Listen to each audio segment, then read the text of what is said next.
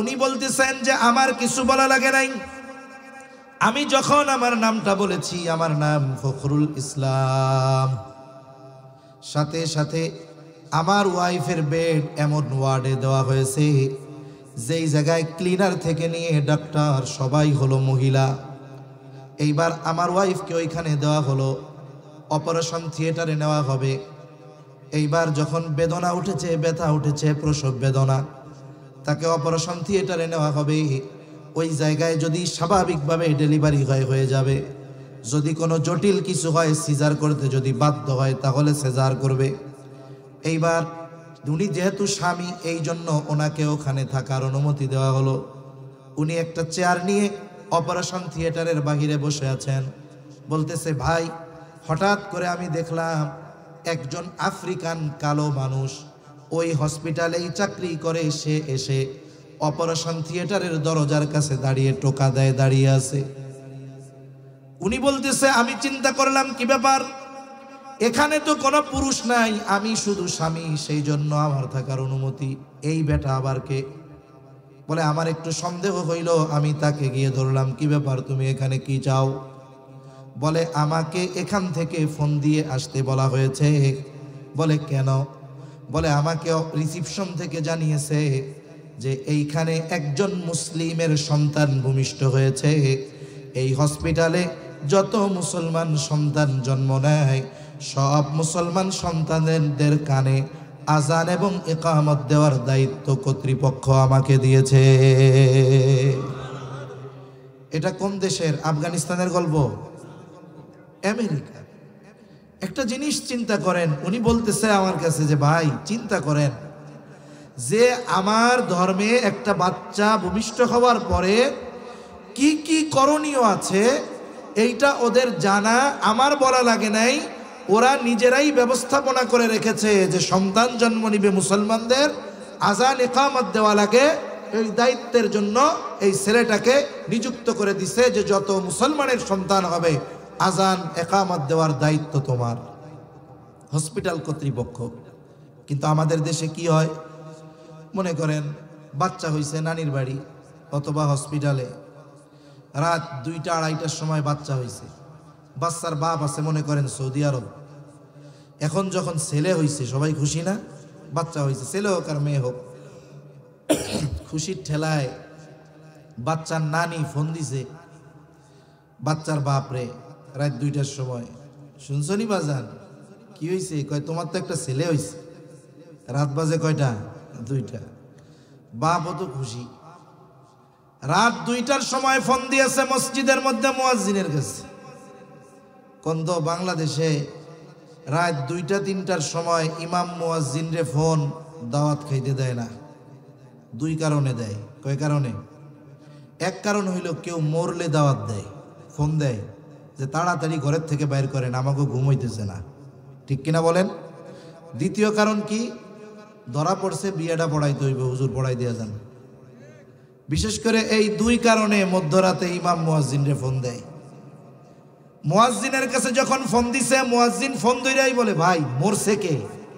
ধরু মিয়া, কেউ মরে নাই, আমার একটা পোলা হইছে। তা কি করতাম? মাইকে একটু আজান দিয়া দেন। এখন যদি ও মাইকে আজান দেয়, ওর পিটানির অভাব হবে নাকি? অজ্ঞতা কত বেশি। বাচ্চা হলো কোথায়, খবর দেয় কোথায়, আজান দিতে বলে কোথায়। আবার অনেক জায়গায় আমিও দেখছি বাচ্চা হয়েছে এক জায়গায়, বাহিরে জোরে জোরে আজান দেয় না, বলে ছেলে হোক আর মেয়ে হোক তার ডান কানে আজান, বাম কানে ইকামত, আস্তে আস্তে শব্দগুলো তার কর্ণকুহরে পৌঁছিয়ে দিতে হবে। ওইখানে কোনো পুরুষ নাই, মেয়েরাই প্রয়োজনে এই শব্দগুলো তার ডান এবং বাম কানে উচ্চারণ করবে। বলে জন্ম হওয়ার সাথে সাথে ডান কানে আজান আর বাম কানে ইকামত কেন দিবে? বুজুর্গানে দিন কয়েকটা কথা বলেন। এর 1 নম্বর বিষয়, বলে ও যখন দুনিয়ার জগতে আসার আগে ছিল আলমে বতন, মায়ের পেটের মধ্যে এক জগতে, ওই জগতে এই রকম অবস্থার মধ্যে সে ছিল না। সে নতুন এক জগতে যখন পদার্পণ করলো, এই জগতে আসার পর দুনিয়ার কোনো আওয়াজ তার কানে যাওয়ার আগে আল্লাহ তাআলার বড়ত্বের আওয়াজ তার কানে পৌঁছিয়ে দিতে হবে। দুনিয়ার কোনো আওয়াজ তার কানে যাওয়ার আগেই তার ডান কানে আজান, বাম কানে ইকামত দিয়ে দিবা। এর মধ্যে আরেকটা জিনিস খুবই শিক্ষণীয় বিষয় আছে। এই যে জানাজার নামাজের প্রদর্শনী আমরা দেখলাম, একদিন আমাকে আপনাকেও এইরকম খাটে শোয়া দেওয়া হবে। জানাজার নামাজে আজানও নাই, ইকামতও নাই। ওইখানে নামাজ ইমাম সাহেব দাঁড়ায়া একবারে তাকবীর বলে শুরু করে দেয়। বলে দেখেন জানাজার নামাজে আজান ইকামত নাই কেন? বলে এটা তো হয়ে গেছে। কোন সময়? বলে দুনিয়ায় যখন ভূমিষ্ঠ হলাম ডান কানে আজান আর বাম কানে ইকামত দেওয়া হয়ে গেছে। বুজুর্গানে দিন বলেন আরো একটা বিষয় এখানে আছে, এটা জীবনের জন্য বড় একটা শিক্ষা। আমরা দুনিয়ার হায়াতটাকে অনেক লম্বা মনে করি, 60-70 বছর হায়াত অনেক লম্বা মনে করি। আপনাদের মসজিদে যখন মাগরিবের সময় হয়, আজান দেওয়া হয়, মনে করেন 5 মিনিট পরে জামাতের জন্য যখন দাঁড়ায়, মুয়াজ্জিন সাহেব যখন ইকামত দেন, ইকামত যখন শেষ হয়ে যায়, বলেন তো ইকামত শেষ হওয়ার কয় মিনিট পরে ইমাম তাকবীরে তাহরিমা দেয়? কয় মিনিট পর? সাথে সাথে দেয়। বলে সর্বসাকুল্য হয়তো 1 সেকেন্ড বিলম্ব হতে পারে। বলে ইকামতের পরে তাকবীরে তাহরিমা, এই দুইটা জিনিসের মধ্যে সময় যতটুক, বলে দুনিয়ার হায়াতটাকেও ততটুক মনে করো, কারণ তোমার আজানও হয়ে গেছে, ইকামতও হয়ে গেছে, শুধু নামাজটা শুরু হতে বাকি। বলে ইকামত শেষ, তাকবীরে তাহরিমা, এর মধ্যে যতটুকু সময় তুমি দুনিয়ার হায়াতটাকে ওই রকম মনে করো। তুমি মনে করো যে আমার তো আজান ইকামত হয়ে গেছে, নামাজ হইতে বাকি। এই চিন্তা যদি রাখো, দেখা যাবে যে এই দুনিয়ার হায়াত অতি সামান্য মনে হবে। তাহলে সন্তানের অন্যতম করণীয় বিষয় হলো আজান ইকামত, ডান কানে আজান বাম কানে ইকামত। এরপরে দেখেন আধুনিক কিছু বিষয়ের কারণে অনেক কিছু আমরা জানতে পারি। সন্তান যখন এইবার দুধ পান করবে মায়ের, অনেকে বুঝে না, সন্তান ভূমিষ্ঠ হওয়ার পরে মার স্তনে শাল দুধ আছে, শাল দুধ। বলে এটা একটু দেখতে কালো পুজের মতো দেখা যায়। অনেকে বুঝে না, এই শাল দুধটাকে টিপে ফালায়া দেয়, এরপরে সন্তানরে দুধ পান করায়। কিন্তু বিজ্ঞান বলে এই শাল দুধ সন্তানের জন্য খুব উপকারী। বলে আপনি টিকা দেন বাচ্চারে কেন? বলে বিভিন্ন রকমের রোগ থেকে যেন বাঁচতে পারে। বলে এই পৃথিবীতে টিকা আবিষ্কার হয়েছে কয় বছর? ধরেন 100, 150, 200 বছর, কিন্তু এর আগে তো কোনো টিকা ছিল না। আধুনিক বিজ্ঞান এই কথা স্বীকার করে, বলে বাচ্চার মায়ের শাল দুধ এই বাচ্চার জন্য টিকার মতো। এটা তার জন্য অ্যান্টিবায়োটিক হিসাবে কাজ করে। এখন বাচ্চাকে দুধ পান করাবে, যদি এইখানে ওই মা আরেকটু সতর্ক থাকতে পারে যে বাচ্চাকে অজু সহ সব সময় দুধ পান করাবে, বাচ্চাকে অজু করে দুধ পান করাবে, করানোর সময় সব সময় বিসমিল্লাহ বলে দুধ পান করাবে। আমি লম্বা কথাগুলো বলতেছি, এই কথাগুলো কেন? অনেক বই আছে এই পৃথিবীর অনেক বড় বড় মনীষীদের মায়েদের জীবনী। এই মায়েরা অনেকে বলছে যে আমি আমার এই সন্তানকে জীবনে কোনোদিন অজুবিহীন দুধ পান করাই নাই। আর এক রত্নগর্ভা মা বলছে আমি আমার সন্তানকে কোনোদিন বিসমিল্লাহ ছাড়া তাকে দুধ পান করানো শুরু করাই নাই। তার মানে ওনার দিল বলতেছে যে আমি আমার সন্তানের ব্যাপারে এই ধরনের আচরণ করার কারণেই আমার সন্তান জগৎ বিখ্যাত বুজুর্গ আলেম বড় বড় ব্যক্তিত্ব তারা হতে পেরেছে। এটা মায়েদের একটা ইচ্ছা, এই জন্য ওনারা আলাদাভাবে বলছে যে আমি বিসমিল্লাহ ছাড়া কোনো সময় দুধ পান করাই নাই, অজুবিহীন দুধ পান করাই নাই। এজন্য এটা যদি সম্ভব হয় আমার মা বোনদের দ্বারা, তারাও এই জিনিসটা চেষ্টা করবে। আর একটা জিনিস কি, জীবনের পড়ন্ত বেলায় এসে ওই পিতা এখন তার সন্তানের কাছে সবচাইতে বড় বোঝা। এরকম ঘটনা অহরহ আমাদের সমাজে আছে না নাই? আছে। অনেক জায়গায় এই অভিজ্ঞতার শিকার আমি হয়েছি। অনেক জায়গায় গিয়েছি প্রোগ্রামে, একজন মুরব্বী আসছেন, বসে আছেন পাশে, খুব আবেগ দরদ নিয়ে বলতেছে যে আপনি আমার ছেলের বয়সী হবেন, আপনার কাছে আমি একটা অনুরোধ করার জন্য আসছি। অনুরোধটা কি? উনি বলতেছে যে আমাকে আপনি যে অবস্থায় দেখতেছেন আসলে আমি এরকম মানুষ না। আমি বড় চাকরি করতাম, টাকা পয়সার মালিক ছিলাম, আমার 2-3টা সন্তান, আমি তাদেরকে উচ্চ শিক্ষায় শিক্ষিত করার জন্য আমার জীবনের সর্বস্ব আমি তাদের জন্য ব্যয় করেছি। এখন আমার এই সন্তানগুলো সব সেটেল, কেউ ইউরোপে, কেউ আমেরিকায় সেটেল, ঢাকায়ও তাদের অনেক সম্পদ আছে, টাকা পয়সা, গাড়ি বাড়ি সব আছে। কিন্তু এই জীবনের পড়ন্ত বেলায় এসে যেই সন্তানদের জন্য আমি আমার জীবনের সব কিছু শেষ করলাম, এই জীবনের পড়ন্ত বেলায় আমি অসুস্থ, আমার ওষুধ কেনার টাকা পর্যন্ত আমার এই সন্তানেরা দেয় না। হুজুর একটু ওয়াজ করেন যাতে সন্তানগুলো তার মা বাবার হক আদায় করে, পিতামাতার হকের ব্যাপারে একটু ওয়াজ করেন। লোকটা তো মোটামুটি ডিটেলস আমাকে ওনার অবস্থা বলছে, কয়েক জায়গায় এরকম বলছে আমাকে।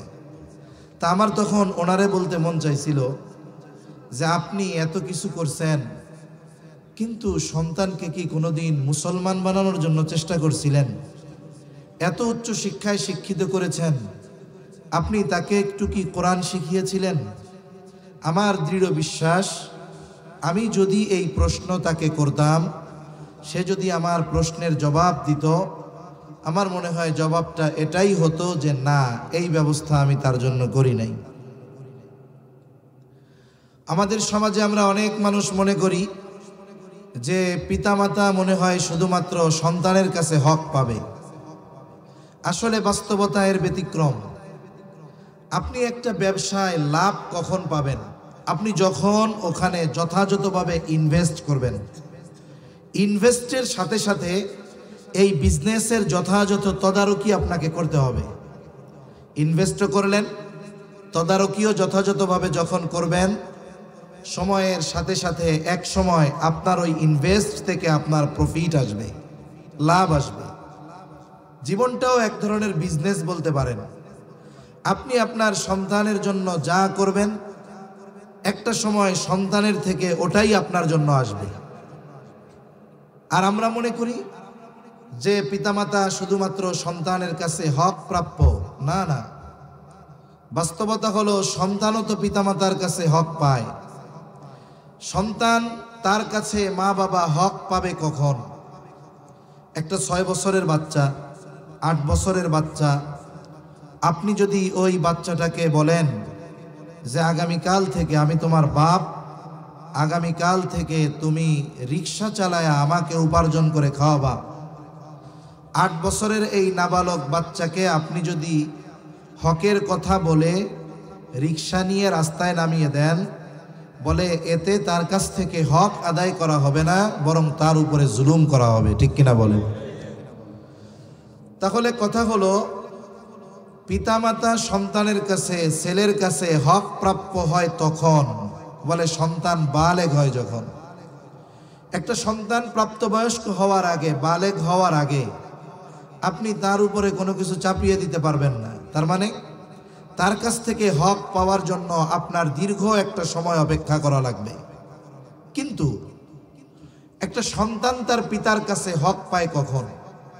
একটি প্রসিদ্ধ ঘটনা আছে যে এক লোক খলিফাতুল মুসলিমিন হযরত ওমর রাদিয়াল্লাহু তাআলা আনহুর কাছে গিয়ে তার সন্তানের ব্যাপারে অভিযোগ দিয়েছে যে খলিফাতুল মুসলিমিন, আমার সন্তান আমার হক আদায় করে না। হযরত ওমর রাদিয়াল্লাহু তাআলা আনহু তাকে ধরছে, কি ব্যাপার, তুমি তোমার পিতার হক আদায় করো না কেন? ছেলেটা প্রশ্নের জবাব দেওয়ার আগে খলিফাতুল মুসলিমিনকে বলতেছে, খলিফাতুল মুসলিমিন, এ কথা বলার আগে আপনার কাছে আমার একটা জিনিস জানার আছে। জিনিসটা হলো, হক কি শুধু পিতামাতাই সন্তানের কাছে পায়? পিতাই শুধু সন্তানের কাছে কি হক প্রাপ্য? সন্তান কি পিতার কাছে কোনো হক পায় না? ছেলেটা প্রশ্ন করেছে খলিফাতুল মুসলিমিন হযরত ওমর রাদিয়াল্লাহু তাআলা আনহুকে। হযরত ওমর রাদিয়াল্লাহু তাআলা আনহু মৌলিক কয়েকটা হকের কথা বলছেন। এর মধ্যে প্রথম যেটা তিনি বলেছেন যে প্রত্যেকটা সন্তানের তার পিতার কাছে হক একটা দিনদার মা। একটা সন্তানের তার পিতার কাছে প্রথম হক কি? একটা দিনদার মা। ভাই আওয়াজটা ছেড়ে দেন, ঢ্যাপ ঢ্যাপ না করে রিভার্ব দিয়ে দেন, তাহলে সুন্দর হবে। এমনি আওয়াজ সুন্দর হচ্ছে মাশাআল্লাহ। তাহলে প্রত্যেকটা সন্তানের তার পিতার কাছে প্রথম হক একটা দিনদার মা। জোরে বলেন কি? দিনদার মা। তার মানে যারা বিবাহ করছে তো করে ফেলছে, কিন্তু যারা বিবাহ করে নাই, বিবাহ হবে কি হবে না আল্লাহ জানে। বিবাহ হলে সন্তান হবে কি হবে না আল্লাহ তাআলা জানে, সেটা তো পরের ব্যাপার। কিন্তু যে বিবাহ করে নাই, তাহলে তাকে বিবাহ করার সময় অবশ্যই মেয়ের দিনদারিত্বকে প্রাধান্য দিতে হবে, ঠিক কিনা বলেন? যারা দেয় নাই, হাদিসের মধ্যে আসছে 4টি জিনিস দেখে বিবাহ করা হয়। কয়টা জিনিস? 1 নম্বর তার সৌন্দর্য, বংশ, মাল। 4 নম্বর নবীজি বলেন দিন। তবে দিনের ব্যাপারে স্পেসিফিক ভাবে নবীজি বলেন ফাযফার বিযাতিদ দিন, তোমরা দিনকে প্রাধান্য দাও। একজনের মধ্যে বাকি 3টা আছে, সৌন্দর্য আছে, সম্পদ আছে, বংশ আছে, দিন নাই, বাদ দিয়ে দাও, ওর দ্বারের কাছে যাওয়া যাবে না। কিন্তু তার মধ্যে পরিপূর্ণ দিন আছে, কিন্তু অনেক উচ্চবংশীয় নয়, অনেক সুন্দরীও নয়, আবার অনেক টাকা পয়সাও নাই, কিন্তু বিয়া হয়ে গেছে। একটু সবর যদি করা যায় তাহলে কি হতে পারে? বলে আল্লাহ তাআলা হয়তো ওই দিনদার কালো গরিব মেয়েটার গর্ভে আল্লাহ এমন সন্তান দান করবে, যেই সন্তান পিতামাতার চক্ষু শীতলকরণের কারণ হবে, ঠিক কিনা বলেন? আরেকটা জিনিস হলো, বিবাহের আগে স্বাভাবিকভাবে সবাই চামড়ার সৌন্দর্যকে প্রাধান্য দেয় বেশি। এখন বংশ জাতপাতও খুব কম দেখে। যারা একটু বুড়া হয়ে গেছে, মুরব্বী, ওনারা এখনো বংশের ব্যাপারে চিন্তা করে।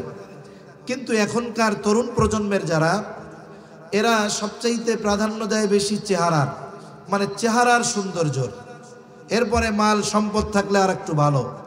কিন্তু বাস্তবতা হলো, একটা মানুষ বিবাহের আগে চেহারার সৌন্দর্যকে প্রাধান্য দেয় ঠিক, কিন্তু বিবাহের পরে চেহারার সৌন্দর্যের চাইতে চারিত্রিক সৌন্দর্যের দাম তার কাছে বেশি হয়ে যায়। এজন্য একটা সমীকরণ দেখলাম পত্রিকায় বেশ আগে, যে বিবাহ বিচ্ছেদ যা হয়, এই বিবাহ বিচ্ছেদের ক্ষেত্রে প্রায় 80% মেয়ে যারা, তারা দেখতে সুন্দরী। কারণ কি? সে তার চেহারার সৌন্দর্যকে অগ্রাধিকার দেয় বেশি। চারিত্রিক সৌন্দর্য তার মধ্যে না থাকার কারণে স্বামীর সাথে সে সংসার করতে পারে না। আর ডিভোর্সের ক্ষেত্রে, বিবাহ বিচ্ছেদের ক্ষেত্রে এই 80% মেয়ে যাদের চেহারা সুন্দর, কেন? বলে ওর চেহারা সুন্দর হলেও সংসার করতে পারে না। কেন? বলে ওর চারিত্রিক সৌন্দর্যতা না থাকার কারণে। এজন্য খোঁজ নিয়ে দেখবেন, অনেক ধরনের সেলিব্রিটিদের যখন বিবাহ হয়, অনেক সুন্দর চেহারার সেলিব্রিটি, তার বিবাহ হয় খুব ধুমধাম করে, পত্রিকার হেডলাইন থাকে, কোটি টাকার কাবিন থাকে। লাস্টে কি হয়? 1 বছরের মাথায় আমরা খবরের পত্রিকায় জানতে পারি ওনাদের 6 মাস আগেই ডিভোর্স হয়ে গেছে। হয় কি হয় না? কেন হয় বলেন তো? কারণ বিবাহের আগে ওই চেহারার সৌন্দর্যের অগ্রাধিকার ছিল, কিন্তু আসল সৌন্দর্য হলো চরিত্রের মধ্যে। এটা প্রকাশিত পায় পারিবারিক জীবনে এসে, তখন আর চেহারার সৌন্দর্যের কোনো মূল্যায়ন থাকে না। চারিত্রিক অসৌন্দর্যতাকে সামনে রেখে ওই সুন্দর চেহারার নারীকেও তখন আর ঘরে রাখে না, বিবাহ বিচ্ছেদ হয়ে যায়। এজন্য বিবাহের ক্ষেত্রে দিনদারিত্বকে প্রাধান্য দেওয়া দরকার। এরপরে যদি বাকি 3টা থাকে তাহলে ভালোর উপরে ভালো, কিন্তু দিন যদি না থাকে, বাকি 3টা যদি থাকে, তাহলে পারিবারিক জীবনে পস্তাতে হবে আশা করা যায়, সাথে সাথে সন্তানের প্রথম হক নষ্ট করা হবে। এখন বিবাহ হলো, আল্লাহ তাআলা মায়ের গর্ভে সন্তান দিলেন। যখন একটা মহিলার গর্ভে সন্তান আসে, এই সন্তান আসার পরে মহিলার জন্য কিছু করণীয় বিষয় আছে। কারণ আধুনিক সায়েন্স বলতেছে, চিকিৎসা বিজ্ঞান বলতেছে যে একটা সন্তান মায়ের পেটে যখন থাকে, মায়ের চিন্তা, মায়ের কথা সব কিছুর প্রভাব ওই পেটের বাচ্চার মধ্যে পড়ে। সুবহানাল্লাহ। দেখেন, যখন আমরা মায়ের রেহেমে পৌঁছাইছিলাম, আমরা কি ছিলাম? আরে কতটুকু পানি ছিলাম ওটা তো দেখাও দুরস্কর ছিল। ওই এক ফোঁটা একটু পানি মায়ের রেহেমে পৌঁছিয়ে গেল। আল্লাহ তাআলা প্রসেসিং এর মাধ্যমে 120 দিনের প্রসেসের পরে, লম্বা কথা আমি সংক্ষেপে বলতেছি, 120 দিনের প্রসেসের পরে আল্লাহ তাআলা একটা মাংসের টুকরা আমাদেরকে বানিয়েছেন। মায়ের পেটের ভিতরে 120 দিনের মাথায় আমরা ছিলাম একটা মাংসের টুকরা। এই মাংসের টুকরাটা ছিল মরা। কি ছিল? জোরে বলেন। মরা। মরা। 120 দিন পর আল্লাহ তাআলা ওই মায়ের গর্ভে একজন ফেরেশতাকে আল্লাহ তাআলা পাঠিয়ে দেন। ফেরেশতা কি করে? এই যে মাংসের টুকরা, ওইটার মধ্যে আল্লাহ তাআলার নির্দেশে রূহ ফুঁকে দেয়। কি ফুঁকে দেয়? রূহ। এখন মরা মাংসের টুকরাটা প্রাণ ফিরে পায়, জান পায়, জান। এখন কি হলো? এই মরা মাংসের টুকরাটা প্রাণ পাওয়ার পরে মা অনুভব করতে পারে যে আমার পেটের বাচ্চাটা নড়াচড়া করতেছে। অথচ ওই সময় পর্যন্ত মায়ের পেটের ভিতরে তার হাত হয় নাই, পা হয় নাই, চোখ হয় নাই, কান হয় নাই, কিছুই হয় নাই, শুধু একটা মরা মাংসের টুকরা হয়েছে। সর্বপ্রথম মানুষের হার্ট তৈরি হয়। কি তৈরি হয়? আর একটা মানুষের হার্ট যতক্ষণ সচল থাকে ততক্ষণ তাকে জীবিত বলে সাব্যস্ত করা হয়। একটা লোক দুর্ঘটনায় পড়েছে, গোটা দেহ তার নিথর, কিন্তু ডাক্তার পরীক্ষা করে দেখলেন এখনো তার হার্টবিট আছে। ডাক্তার হার্টবিট যতক্ষণ থাকবে ততক্ষণ তাকে মৃত বলে সাব্যস্ত করবেন না। গোটা দেহ সুস্থ থাক, হার্টবিট বন্ধ হয়ে গেল তো এটা মরা। যখন একটা বাচ্চার হার্ট তৈরি হয় মায়ের পেটের ভিতরে, হার্ট, হৃদয়, ওই সময় থেকে নিয়ে মায়ের হার্টের সাথে, হৃদয়ের সাথে তার একটা কানেক্ট হয়ে যায়, সম্পর্ক হয়ে যায়। তার মানে মার চিন্তা ভাবনা, অনুভূতি, এগুলোর সব প্রভাব গর্ভের ওই বাচ্চার উপরে পড়তে থাকে। সুবহানাল্লাহ। তাহলে চিন্তা করেন, আমলের কথা পরে রাখলাম, মায়ের গর্ভে সন্তান আসার পরে ওই মায়ের চিন্তাধারার মধ্যেও পরিবর্তন আনতে হবে। তার চিন্তাধারা যদি নেগেটিভ থাকে তাহলে এই নেগেটিভ চিন্তাধারার প্রভাব তার বাচ্চার মধ্যে পড়বে। যদি তার চিন্তাধারা পজিটিভ থাকে, ভালো থাকে, তাহলে এই চিন্তার প্রভাব তার বাচ্চার মধ্যে পড়বে। এরপরে আল্লাহ তাআলা আস্তে আস্তে আমাদের এই গঠন আল্লাহ তাআলা মায়ের পেটের ভিতরেই তৈরি করেন। হাত হলো, পা হলো, কান হলো, এখন সে শ্রবণ শক্তি পেল। চিকিৎসা বিজ্ঞান বলে মায়ের পেটের ভিতরে বাচ্চা সব কথা শুনতে পায়। মা যা বলে তাও শুনে, মা যা শোনে তাও শোনে। বাহিরের কেউ যদি কথা বলে এটাও ওই বাচ্চা মায়ের পেটে শুনতে পায়। সুবহানাল্লাহ বলেন। দুনিয়া আসার আগে আল্লাহ তাআলা তাকে শ্রবণ করার ক্ষমতা দিয়ে দেন।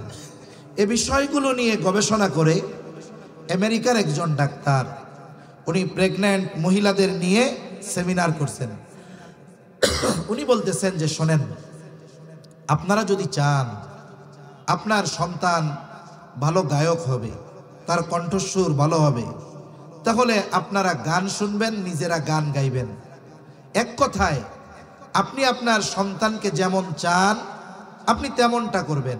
এখন বলেন তো, কেউ যদি গান শুনলে তার সন্তান ভালো গায়ক হয়, সুর ভালো হয়, তাহলে ওই মা যদি সন্তানকে পেটে নিয়ে কোরআন পড়ে, ওই সন্তান কি কোরআনওয়ালা, কোরআনের মোহাব্বতওয়ালা হবে কি হবে না? যদি সন্তানকে পেটে নিয়ে দুরূদ শরীফ বেশি বেশি পড়ে, আশা করা যায় ওই সন্তান নবী প্রেমিক হবে কি হবে না?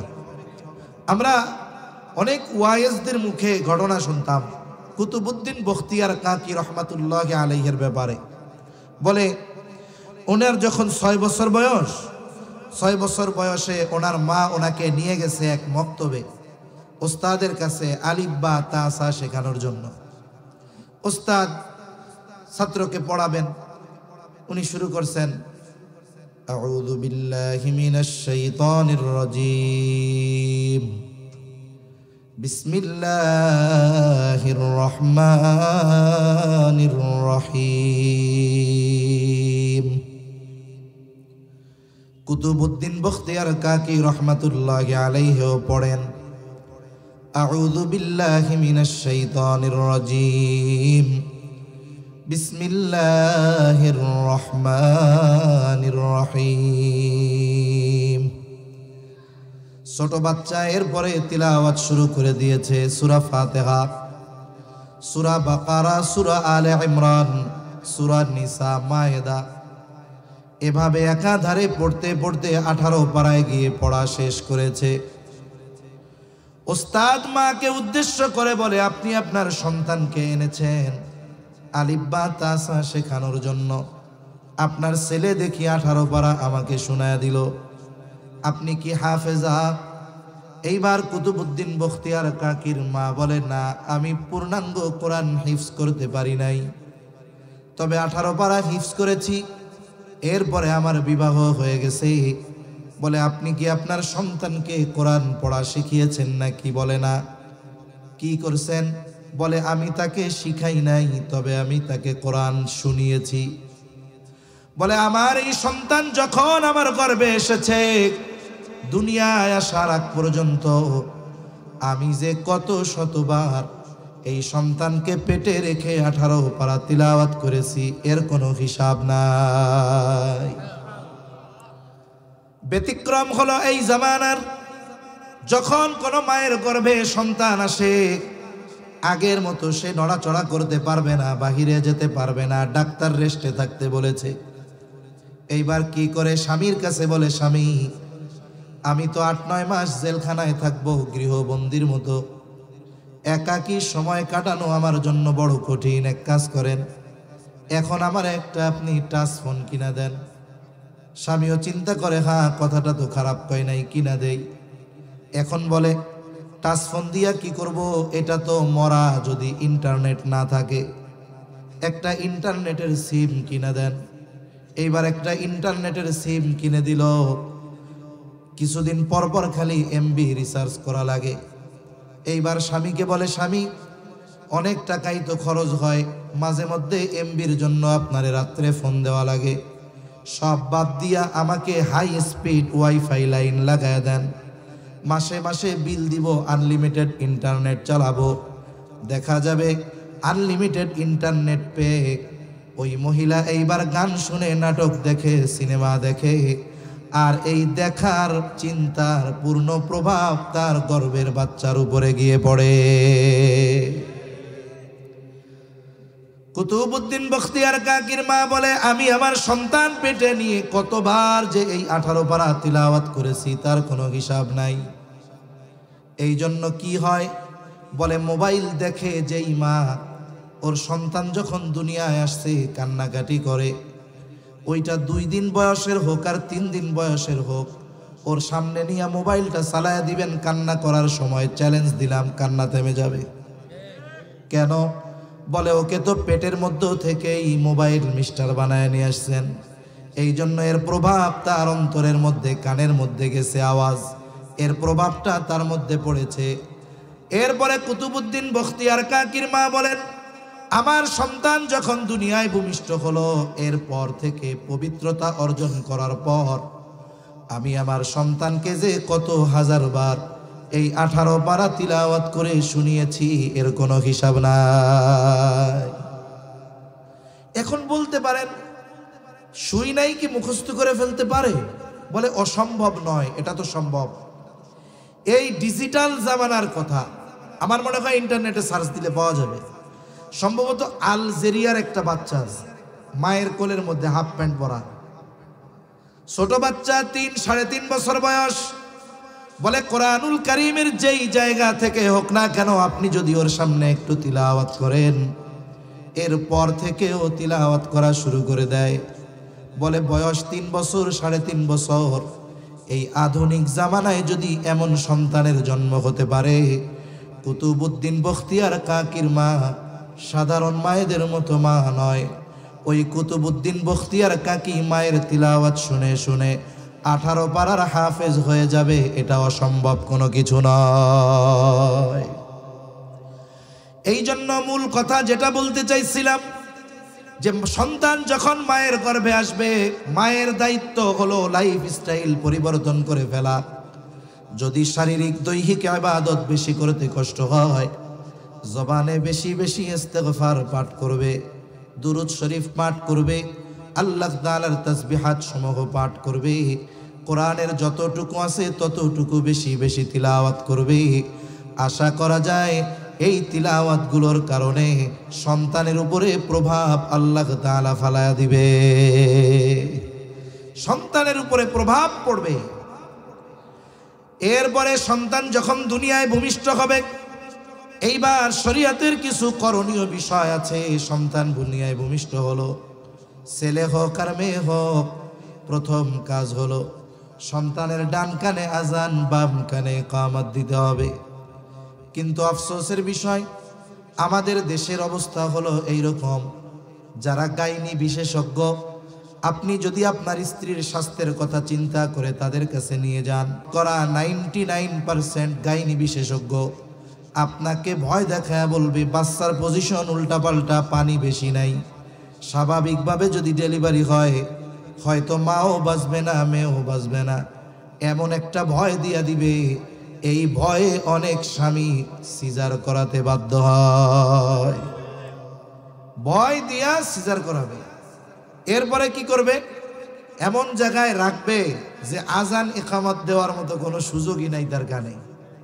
বলে ধরেন না, জার্ম অ্যাটাক করতে পারে, তাকে কাছেই যাওয়া যাবে না। অথচ আমি মাঝে মধ্যে দুই এক জায়গায় গল্পটা শোনাই।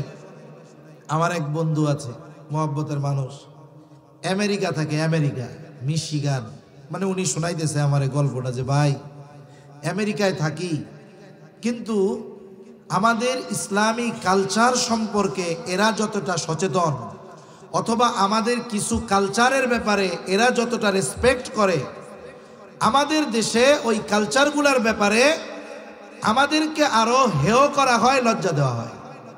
তা উনি বলতেছে যে আমার স্ত্রী প্রেগন্যান্ট, যেহেতু দুইজনই ওই দেশের বাসিন্দা, ওনারা গভর্নমেন্ট থেকে ফ্যাসিলিটি পাবে, হসপিটালে ভর্তি করাইছে। আর বিষয়টা এমন না যে হসপিটালে ভর্তি করাইলেই সিজার করবে, তা নয়, বরং যদি তার স্বাভাবিক ডেলিভারি হয় ওটাই করবে, যদি সেটা অসম্ভব হয় তাইলে বাধ্য হলে সিজার করবে। তা উনি ওনার ওয়াইফকে নিয়ে হসপিটালের রিসেপশনে গেছেন, ভর্তি করতে হবে প্রথম। উনি ওনার নাম বলছে, নাম কি? ফখরুল ইসলাম। উনি আমেরিকার মিশিগানে এক মাদ্রাসার মুহাদ্দিস। এখন যিনি রিসেপশনে, তিনি বলতেছেন হ্যাঁ আপনাকে ওই ওয়ার্ডে দেওয়া হবে। তা উনি চিন্তা করছেন যে আমি নিজের থেকেই বলবো যে আমার ওয়াইফ পর্দা করে, আমাদেরকে এমন জায়গায় দিবেন যেখানে কোনো পুরুষ নেই, A to Z সব মহিলা। তা উনি বলতেছেন যে আমার কিছু বলা লাগে নাই, আমি যখন আমার নামটা বলেছি, আমার নাম ফখরুল ইসলাম, সাথে সাথে আমার ওয়াইফের বেড এমন ওয়ার্ডে দেওয়া হয়েছে যেই জায়গায় ক্লিনার থেকে নিয়ে ডাক্তার সবাই হলো মহিলা। এইবার আমার ওয়াইফকে ওইখানে দেওয়া হলো, অপারেশন থিয়েটারে নেওয়া হবে। এইবার যখন বেদনা উঠেছে, ব্যথা উঠেছে, প্রসব বেদনা, তাকে অপারেশন থিয়েটারে নেওয়া হবে। ওই জায়গায় যদি স্বাভাবিকভাবে ডেলিভারি হয়ে যাবে, যদি কোনো জটিল কিছু হয়, সিজার করতে যদি বাধ্য হয় তাহলে সিজার করবে। এইবার উনি যেহেতু স্বামী, এই জন্য ওনাকে ওখানে থাকার অনুমতি দেওয়া হলো। উনি একটা চেয়ার নিয়ে অপারেশন থিয়েটারের বাহিরে বসে আছেন, বলতেছে ভাই হঠাৎ করে আমি দেখলাম একজন আফ্রিকান কালো মানুষ ওই হসপিটালেই চাকরি করে, সে এসে অপারেশন থিয়েটারের দরজার কাছে দাঁড়িয়ে টোকা দেয়, দাঁড়িয়ে আছে।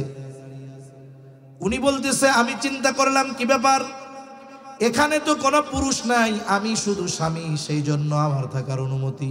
এই বেটা আবার কে? বলে আমার একটু সন্দেহ হইল, আমি তাকে গিয়ে ধরলাম, কি ব্যাপার তুমি এখানে কি চাও? বলে আমাকে এখান থেকে ফোন দিয়ে আসতে বলা হয়েছে। বলে কেন? বলে আমাকে রিসিপশন থেকে জানিয়েছে যে এইখানে একজন মুসলিমের সন্তান ভূমিষ্ঠ হয়েছে। এই হসপিটালে যত মুসলমান সন্তান জন্ম নেয় সব মুসলমান সন্তানদের কানে আজান এবং ইকামত দেওয়ার দায়িত্ব কর্তৃপক্ষ আমাকে দিয়েছে। এটা কোন দেশের? আফগানিস্তানের গল্প? আমেরিকা।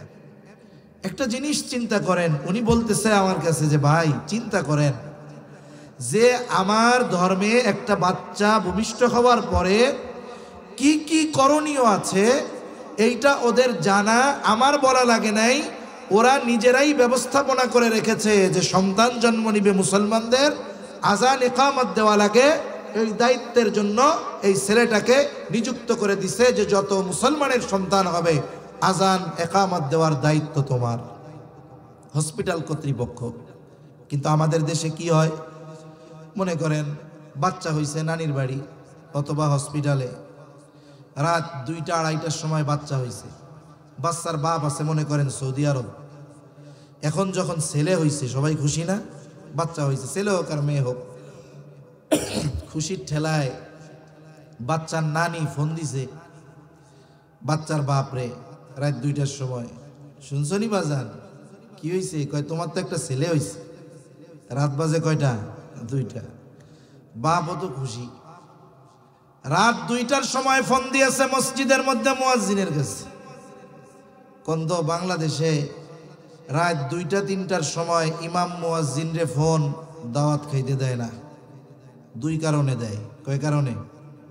এক কারণ হইল কেউ মরলে দাওয়াত দেয়, ফোন দেয় যে তাড়াতাড়ি ঘরের থেকে বাইর করেন, আমাকে ঘুমাইতেছে না। ঠিক কিনা বলেন? দ্বিতীয় কারণ কি? ধরা পড়ছে বিয়েটা পড়াইতে হইবে, হুজুর পড়াই দিয়া যান। বিশেষ করে এই 2 কারণে মধ্যরাতে ইমাম মুয়াজ্জিনরে ফোন দেয়। মুয়াজ্জিনের কাছে যখন ফোন দিছে, মুয়াজ্জিন ফোন ধইরাই বলে ভাই মরছে কে? ধরু মিয়া কেউ মরে নাই, আমার একটা পোলা হইছে। তা কি করতাম? ওই মাইকে একটু আজান দিয়ে দেন। এখন যদি ও মাইকে আজান দেয় ওর পিটানির অভাব হবে নাকি? অজ্ঞতা কত বেশি। বাচ্চা হলো কোথায়, খবর দেয় কোথায়, আজান দিতে বলে কোথায়। আবার অনেক জায়গায় আমিও দেখছি বাচ্চা হয়েছে এক জায়গায়, বাহিরে জোরে জোরে আজান দেয় না, বলে ছেলে হোক আর মেয়ে হোক তার ডান কানে আজান বাম কানে ইকামত, আস্তে আস্তে শব্দগুলো তার কর্ণকুহরে পৌঁছিয়ে দিতে হবে। ওইখানে কোনো পুরুষ নাই, মেয়েরাই প্রয়োজনে এই শব্দগুলো তার ডান এবং বাম কানে উচ্চারণ করবে। বলে জন্ম হওয়ার সাথে সাথে ডান কানে আজান আর বাম কানে ইকামত কেন দিবে? বুজুর্গানে দিন কয়েকটা কথা বলেন। এর 1 নম্বর বিষয় বলে ও যখন দুনিয়ার জগতে আসার আগে ছিল আলমে বতন, মায়ের পেটের মধ্যে এক জগতে। ওই জগতে এই রকম অবস্থার মধ্যে সে ছিল না। সে নতুন এক জগতে যখন পদার্পণ করলো, এই জগতে আসার পর দুনিয়ার কোনো আওয়াজ তার কানে যাওয়ার আগে আল্লাহ তাআলার বড়ত্বের আওয়াজ তার কানে পৌঁছিয়ে দিতে হবে। দুনিয়ার কোনো আওয়াজ তার কানে যাওয়ার আগেই তার ডান কানে আজান বাম কানে ইকামত দিয়ে দিবা। এর মধ্যে আরেকটা জিনিস খুবই শিক্ষণীয় বিষয় আছে। এই যে জানাজার নামাজের প্রদর্শনী আমরা দেখলাম, একদিন আমাকে আপনাকেও এইরকম খাটে শোয়া দেওয়া হবে। জানাজার নামাজে আজানও নাই ইকামতও নাই। ওইখানে নামাজ ইমাম সাহেব দাঁড়ায়া একবারে তাকবীর বলে শুরু করে দেয়। বলে দেখেন জানাজার নামাজে আজান ইকামত নাই কেন? বলে এটা তো হয়ে গেছে। কোন সময়? বলে দুনিয়ায় যখন ভূমিষ্ঠ হলাম ডান কানে আজান আর বাম কানে ইকামত দেওয়া হয়ে গেছে। বুজুর্গানে দিন বলেন আরো একটা বিষয় এখানে আছে, এটা জীবনের জন্য বড় একটা শিক্ষা। আমরা দুনিয়ার হায়াতটাকে অনেক লম্বা মনে করি, 60-70 বছর হায়াত অনেক লম্বা মনে করি। আপনাদের মসজিদে যখন মাগরিবের সময় হয় আজান দেওয়া হয়, মনে করেন 5 মিনিট পরে জামাতের জন্য যখন দাঁড়ায়, মুয়াজ্জিন সাহেব যখন ইকামত দেন, ইকামত যখন শেষ হয়ে যায়, বলেন তো ইকামত শেষ হওয়ার কয় মিনিট পরে ইমাম তাকবীরে তাহরিমা দেয়? কয় মিনিট পর? সাথে সাথে দেয়। বলে সর্বসাকুল্য হয়তো 1 সেকেন্ড বিলম্ব হতে পারে।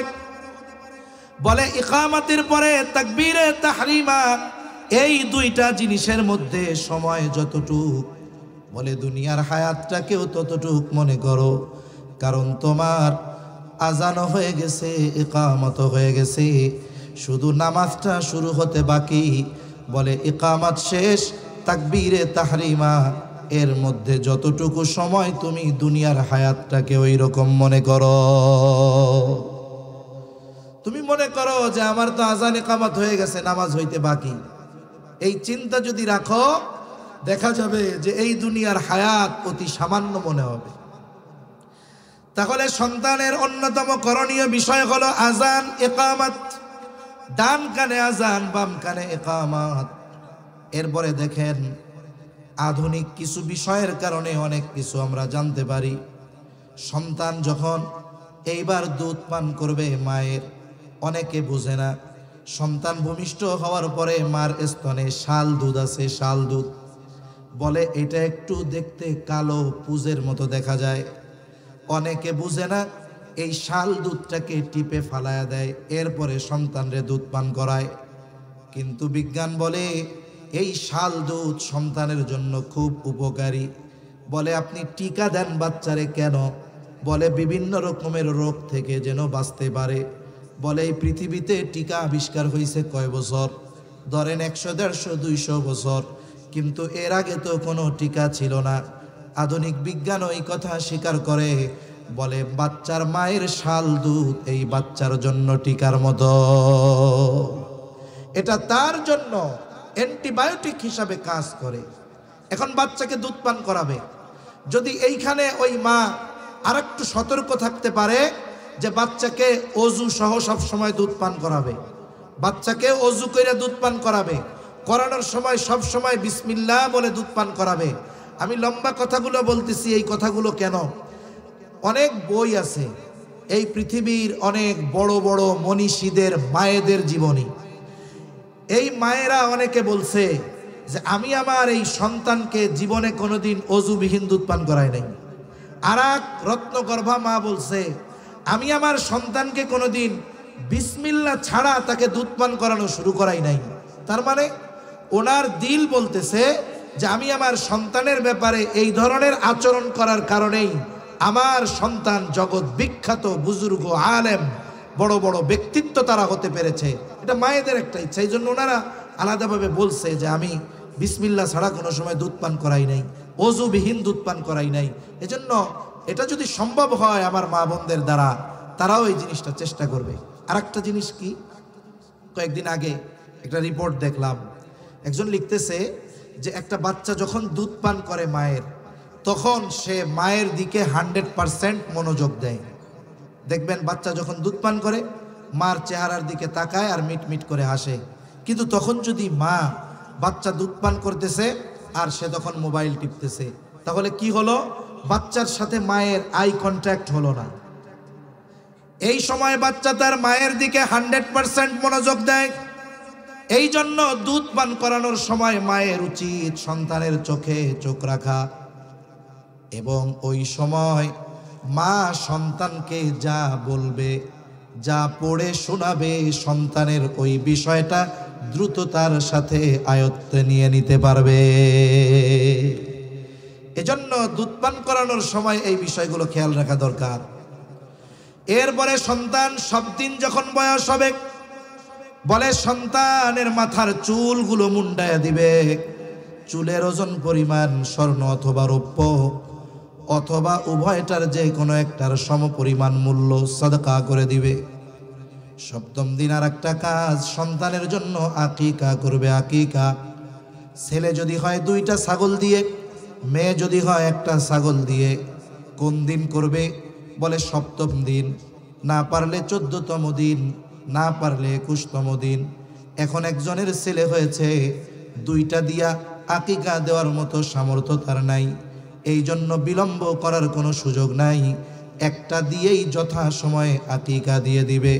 কিন্তু আফসোস, আমাদের সমাজের অনেক মানুষ দেখা যায় সামর্থ্য থাকার পরেও ইচ্ছা করে আকিকা দেওয়ার ক্ষেত্রে বিলম্ব করে, বলে ঠিক আছে আগামী কোরবানির সাথে দিয়া দিব। কোরবানির সাথে আকিকা দেওয়া জায়েজ। যারা আবার বলে না জায়েজ, দেওয়া যাবে না, এরা অতিরঞ্জিত করে।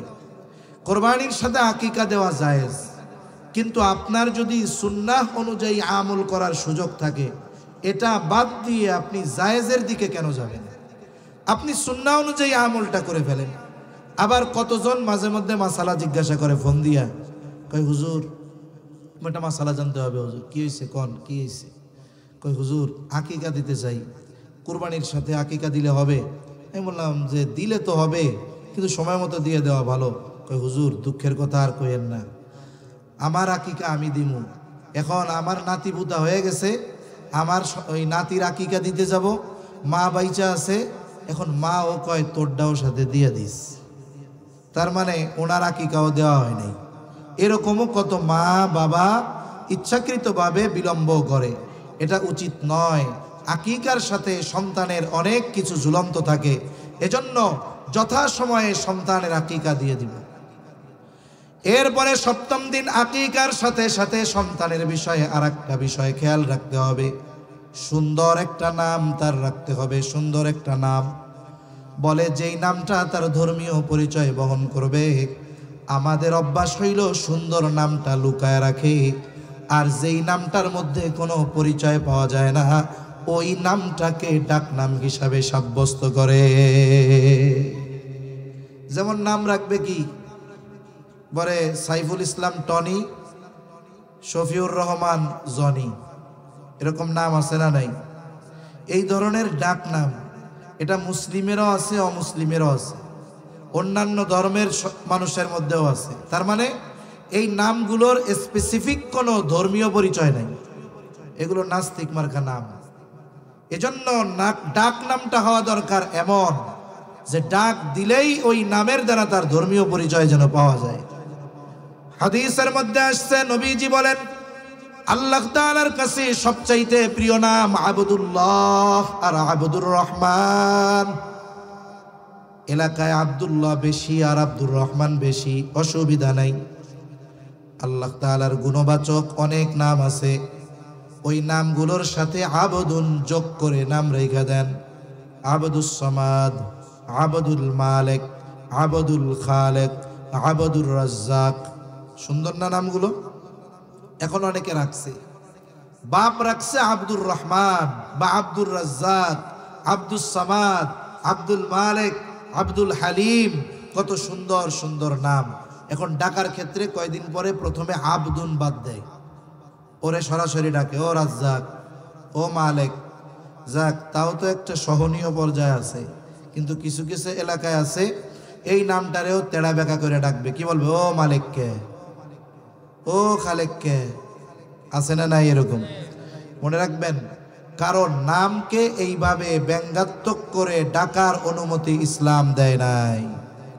এজন্য প্রত্যেকের নাম সুন্দর রাখতে হবে এবং তাকে সুন্দর নামে ওইভাবেই ডাকতে হবে।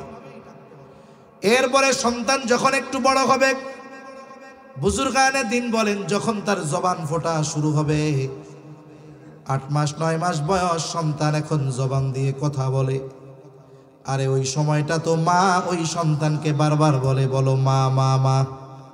আব্বু আইসা বলে, বলো আব্বু আব্বু আব্বু। বুজুর্গানে দিন বলেন, বাচ্চার জবান দিয়ে প্রথম আল্লাহ শব্দটা উচ্চারণের চেষ্টা করতে হবে। আপনি বাচ্চার সামনে বারবার বলেন আল্লাহ আল্লাহ, তাহলে দেখবেন ওই বাচ্চাটার জবানে প্রথম বুলি ফুটে উঠবে আল্লাহ। আমাদেরকে যখন ছোট বাচ্চা 1 বছর বয়স বা তার কম, সে যখন অনিচ্ছায় তার মুখ দিয়ে আব্বু বের হয়ে যায়, আম্মু বের হয়ে যায়, যখন আব্বু শুনে মানুষের কাছে আনন্দের সাথে বলে আমার বাচ্চাটা আমারে আব্বু ডাকছে, কত খুশি হয়।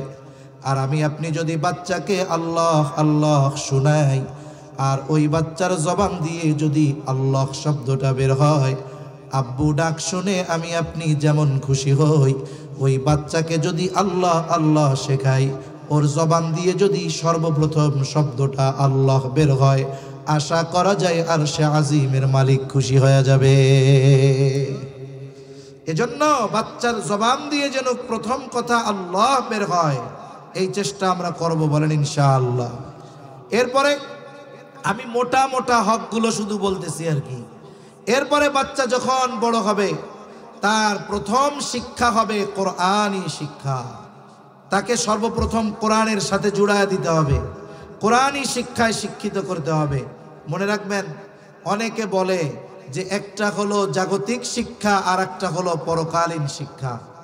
এই কথা বলার দ্বারা এই কোরআন সুন্নাহর শিক্ষাকে শুধুমাত্র আখিরাতের জন্য সাব্যস্ত করা হয়।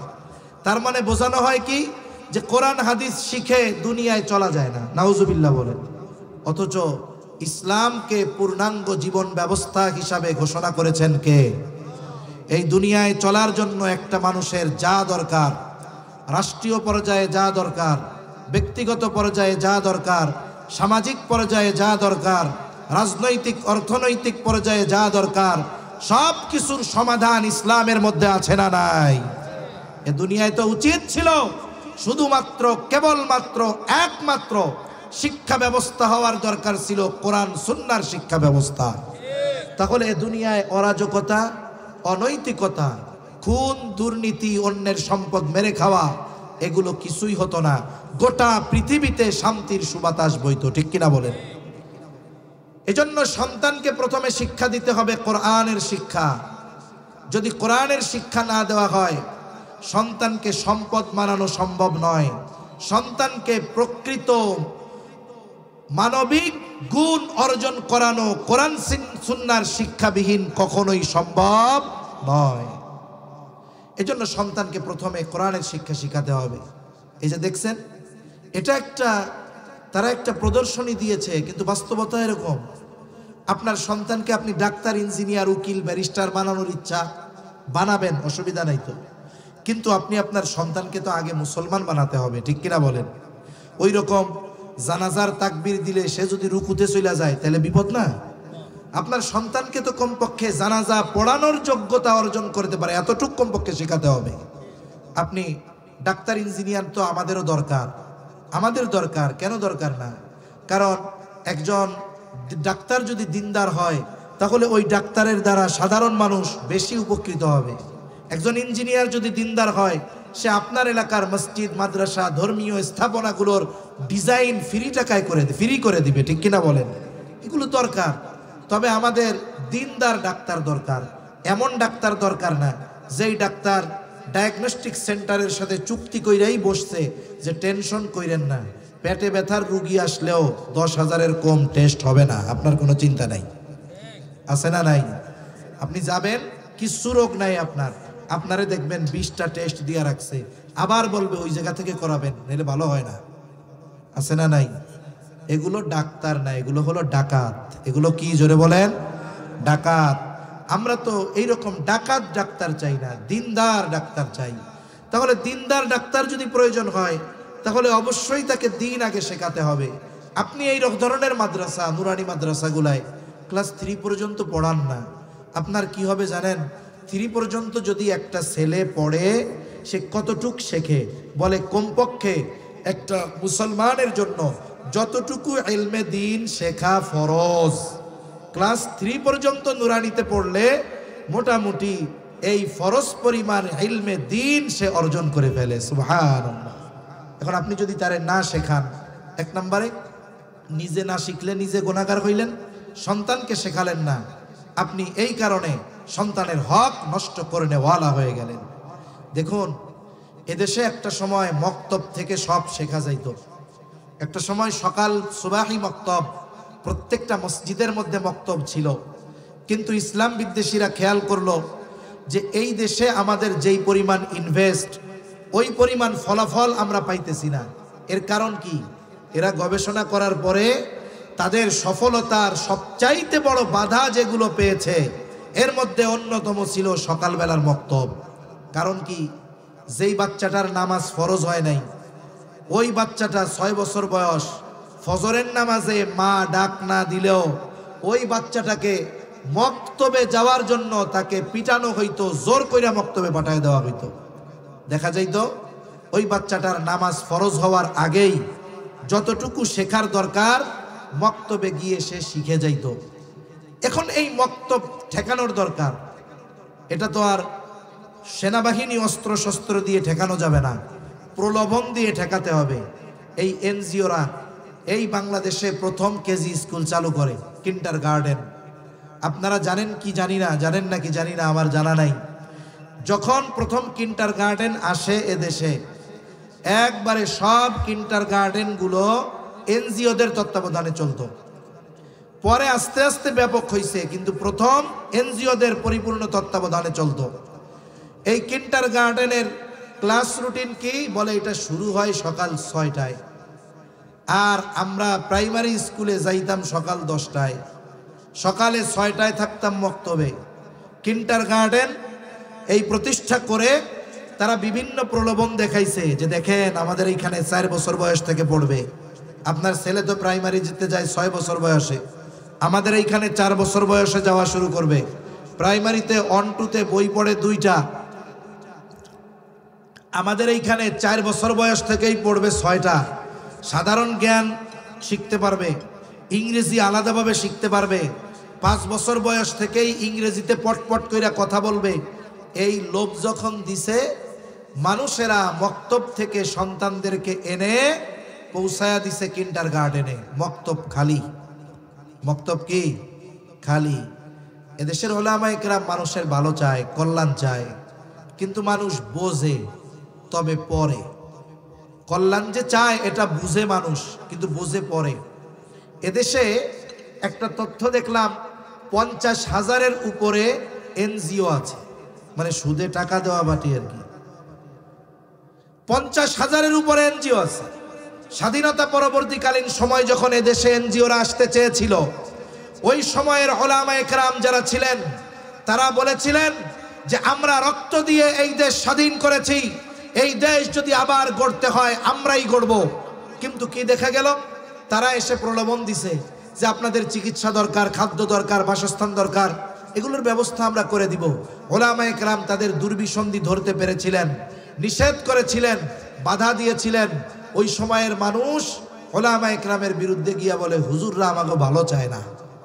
এরপরে কি হইল, আজকে পত্রিকায়ও খবর আসে মাঝে মধ্যে যে এনজিও গুলো মানুষের কল্যাণ করা তো বহুদূর, উপকার করা তো বহুদূর, উপকারের নামে সুদের উপরে টাকা দিয়ে যখন ওই প্রত্যন্ত অঞ্চলের ওই দরিদ্র মহিলা সুদের কিস্তি দিতে পারে না, তখন তার পরনের কাপড় খুলে পর্যন্ত নিয়ে যাওয়া হয়। তাহলে এই সতর্কতা উলামায়ে কেরাম আগেই করছিল, আমরা মানি নাই। এখন উলামায়ে কেরাম দেশকে ভালোবাসে। কেন ভালোবাসে? বলে এদেশের কোনো আলেমের বেগম পাড়ায় বাড়ি নাই, এদেশের কোনো আলেমের আমেরিকায় বাড়ি নাই, ইংল্যান্ডে বাড়ি নাই, এদেশের কোনো আলেম অর্থ পাচারের সাথে জড়িত নয়, এদেশের কোনো আলেম দুর্নীতির সাথে জড়িত নয়। আলেমরা জানে এই দেশেই আমাদের থাকতে হবে, এই দেশেই আমাদের আগামী প্রজন্মকে বাঁচতে হবে। তাহলে এই দেশ যদি শান্তিময় না হয়, এই দেশ যদি সুষ্ঠুভাবে না চলে, তাহলে আমাদেরও কষ্ট, আমাদের আগামী প্রজন্মরও কষ্ট। এই চিন্তা করে উলামায়ে কেরাম দেশপ্রেম অন্তরে নিয়ে দেশের কল্যাণেই কাজ করে। কিন্তু সাধারণ মানুষ বুঝে, কিন্তু পরে বুঝে, যখন বুঝার দরকার তখন বুঝে না। উলামায়ে কেরাম চিন্তা করলেন মক্তবগুলো শূন্য হয়ে যাচ্ছে। মক্তব শূন্য হয়ে যাওয়া মানে দেশকে ইসলাম শূন্য করার পায়দারা। উলামায়ে কেরাম ফিকির করলেন কি করা যায়। ফিকির করে এক পদ্ধতির আবিষ্কার করলেন, নাম দিলেন নুরানি পদ্ধতি। বলে নাম যেমন নুরানি, কামও তেমন নুরানি। এইবার ছোট বাচ্চারা কিন্ডারগার্টেনের বদলে চলে আসলো নুরানি মাদ্রাসায়, যেখানে বাংলাও শেখায়, অঙ্কও শেখায়, ইংরেজিও শেখায়, সাথে সাথে আরবিও শেখানো হয়। এক কথায় একজন মুসলমান হিসাবে যা দরকার তাও শেখানো হয়, জাগতিক যেই জ্ঞান তাকে তাও শেখানো হয়। আর একটা ছোট বাচ্চার হাতের লেখা কত সুন্দর, অনেক স্কুল কলেজের মাস্টার্স বিসিএস কমপ্লিট করা লোকের লেখাও এত সুন্দর হয় না, ঠিক কিনা বলেন? এই নুরানি মক্তবগুলো, মাদ্রাসাগুলো এত ব্যাপক আকারে সাড়া ফেলল যে গত সরকারের সময় একজন শিক্ষামন্ত্রী ছিলেন, ইসকনের প্রোডাক্ট চিনেননি তারে আপনারা? আরে ফেনীর একটা রিপোর্ট দেখলাম পত্রিকায় যে প্রাইমারি স্কুলগুলো ছাত্রছাত্রী শূন্য হয়ে যাচ্ছে। কি করা দরকার? বলে এই কারণে মাদ্রাসাগুলোতে নজরদারি বাড়ানো হবে। খালি হয়ে যাচ্ছে স্কুল, নজরদারি বাড়াবে কোন জায়গায়? মাদ্রাসায়। এই দুনিয়ায় কিছু লোক আছে, এদের অভ্যাস কি জানেন? বাহিরে গ্যাঞ্জাম করছে, বাড়ির বাইরে কি করছে? এক জায়গায় ঝগড়া করছে, মারামারি করছে, পিটানি খাইয়া আইছে। এখন এই বীর পুরুষ বাহিরে পিটানি খাইয়া আইসা ঘরে আইসা বউরে পিঠায়। এরকম কিছু বীর পুরুষ, উনি খাইছে মায়ের আর এক জায়গায়, আইসা ঘরে আইসা বউ পিটাইয়া উনি বাহাদুরি দেখাইতেছে। এরে কি আপনারা বীর পুরুষ বলবেন না কাপুরুষ বলবেন? আরে তোদের তো চিন্তা করার দরকার ছিল যে এত ফ্যাসিলিটি দেয় এক একটা প্রাইমারির টিচারদেরকে, কত বড় স্থাপনা বিল্ডিং বানায় দিছি, আবার আমাদের খরচে তাদেরকে টিফিন দেওয়াই, এরপরেও কেন স্টুডেন্টরা স্কুল ছেড়ে মাদ্রাসায় যাচ্ছে? এর জবাবদিহিতা তো প্রাইমারি স্কুলের টিচারদের কাছে চাওয়া দরকার ছিল, ঠিক কিনা বলেন? আমরা বলি কি যে এত ঝামেলার দরকার নেই। এক কাম করেন, ওই প্রাইমারি স্কুলে যেই গাধাগুলারে রাখছেন পড়াইতে পারে না, ওইগুলারে বাদ দিয়া আমাকে নুরানির শিক্ষকগুলারে ঢুকায়া দেন, আর সিলেবাসটা আমাদের হাতে দিয়া দেন। দেখেন কি হয়। ওই প্রাইমারি স্কুলের যেই বিল্ডিং আছে জায়গা দিয়া কুল পাবেন না ইনশাআল্লাহ, ঠিক কিনা কম? আর যেই মানুষগুলো বুঝে যে আমার সন্তানকে মানুষে পরিণত করতে হবে, এই ধরনের মানুষ জাগতিক শিক্ষায় শিক্ষিত হলেও এই মানুষগুলো তাদের সন্তানকে দ্বীনি শিক্ষায় শিক্ষিত করে, ঠিক কিনা বলেন? আমার এক বন্ধু ছিল, এরা 3 ভাই মাদারীনগর থেকে ফারে গেছে।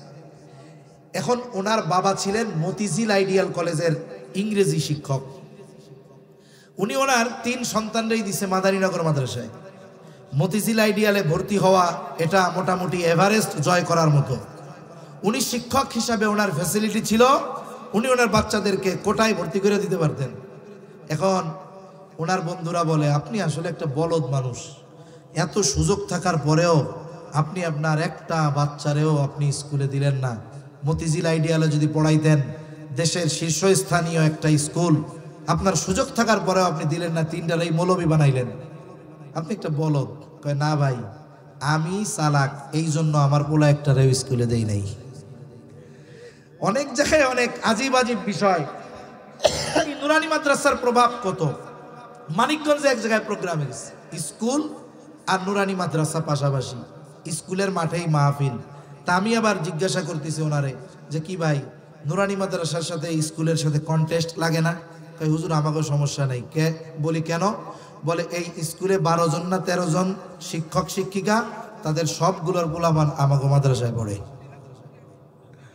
তাহলে দেখেন নুরানির প্রভাবটা কি।